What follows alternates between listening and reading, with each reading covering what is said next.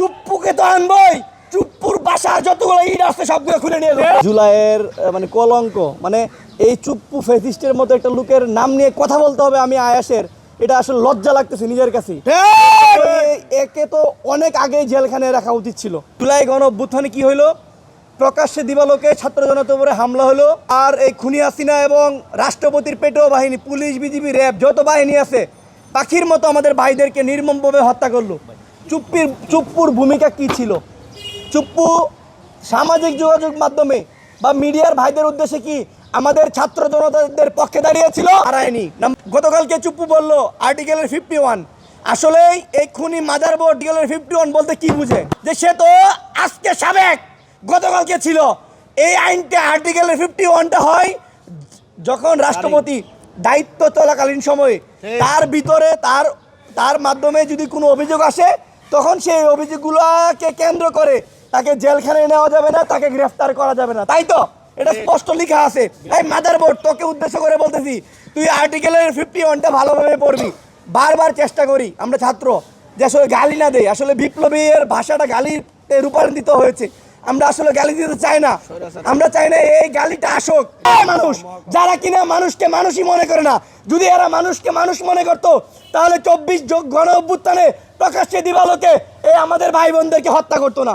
চুপ্পুরে বলি, তুই যদি আর্টিকেলের 51 হিসাব করিস তাহলে ওই 51 তোর পিছন দিয়ে ভরে দিমু, কথা স্পষ্ট। আর্টিকেলের 51 এর অজুহাত দিয়ে তুমি খুনি পার পাইবা না পাইবা রেহাই। বেগম জিয়া ম্যাডাম বলেছিল, এই গোপালী, একটা সময় আসবে এই সংবিধান বাংলাদেশের মানুষ ছিঁড়া ফেলবে, কিন্তু তারেক রহমান সেটা করতেছে না। জনাব তারেক রহমান স্যার, আজকে আপনি প্রধানমন্ত্রী। অ্যান্টিব্যাকটেরিয়াল ফর্মুলা বাসনকে চকচকে জীবাণুমুক্ত করে আমাদের দেয় গ্লিটার গ্যারান্টি। আজকে আপনি বিলাসীবহুল জীবন যাপন করছেন, বাংলাদেশের হাওয়া খাচ্ছেন, বাংলাদেশের মাটিতে পা ফেলতেছেন শুধুমাত্র সেই গণঅভ্যুত্থানের কারণে। সাবেক উপদেষ্টা মণ্ডলী যারা ছিল, স্পষ্ট করে বলি, আসলে মানে একটা কথা আছে না যে কম পানির মাছ বেশি পানিতে পড়লে ফাল্লুর ফুল্লুর করে, গ্রামের একটা প্রবাদ আছে। তো বেশ কয়েকজন উপদেষ্টাও ছিল, ছাত্র উপদেষ্টাও ছিল, তাদের উচিত ছিল, তারা যে ভুলটা করছে তাদের প্রথমে উচিত ছিল ওই চুপ্পুর মতো বাইনচোদকে ছুঁড়ে ফেলায় দেয়া, নতুন সংবিধান তৈরি করে অন্য রাষ্ট্রপতি নিয়ে পরে সংসদে শপথ করা। ওটা ওরা করে না, ওটা প্রথম ভুল। আর দ্বিতীয় ভুল ছিল 12 ফেব্রুয়ারির পরে জাতীয় নির্বাচনের পরে বর্তমান সরকার, প্রধানমন্ত্রী, বিএনপি সরকার, তারাও চুপ্পুর অধীনে যায় সেরা শপথ গ্রহণ করছে। এবং হ্যাঁ, তারা তো জানে যে কিভাবে কি করতে হবে। আপনাদের কাছে মনে হইতে পারে যে চুপ্পু পদত্যাগ করছে, কিন্তু আমার কাছে এটা মনে হয় না।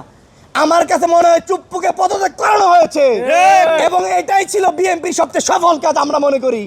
সেই জন্য জনাব তারেক রহমান সহ তার সকল কেন্দ্রীয় নেতৃবৃন্দদেরকে রাষ্ট্রসংঘ ফোরাম SGF এর পক্ষ থেকে ধন্যবাদ জানাই। তিনি জানে কিভাবে কি করতে হবে, আমরা জানি তাকে কিভাবে আহত করা হয়েছিল, তাকে কিভাবে পিটিয়েছিল।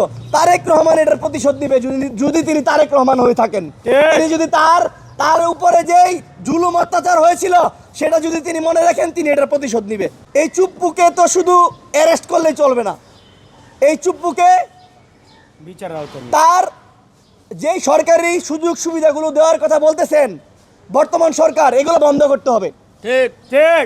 আমার শহীদ পরিবারেরা চিকিৎসার জন্য এখনো দাঁড়ে দাঁড়ে ঘুরবে, তাদের স্যান্ডেল ক্ষয়ে যাবে। আরে বাস্টার্ড খুনি চুপ্পু বিদেশ যাবে চিকিৎসা করতে, এটা কখনোই হবে না। এটা মাইনে নিব না আমরা জুলাই জনতারা যতদিন পর্যন্ত বাইচে আছি। চুপ্পু কে যদি দ্রুত সময়ের মধ্যে গ্রেফতার না করে, জুলাই জনতাদেরকে নিয়ে লং মার্চ করব চুপ্পুর বাসভবন। চুপ্পুকে তো আনবই, চুপ্পুর বাসা যতগুলো ইট আছে সবগুলো খুলে নিয়ে যাবো। যদি এমন হয় চুপ্পুর এখানে যাইতে লং মার্চে আমাদেরকে বাধা দিতে পুলিশ দিয়ে, র্যাব দিয়ে, বিজিবি দিয়ে সেনা মোতায়েন করে আমাদের থামাতে চান, আমরা যারা জুলাই আন্দোলনের সৈনিক এখনো বেঁচে আছি, মনে রাখবেন বিপ্লবীদেরকে থামাইতে পারবেন না।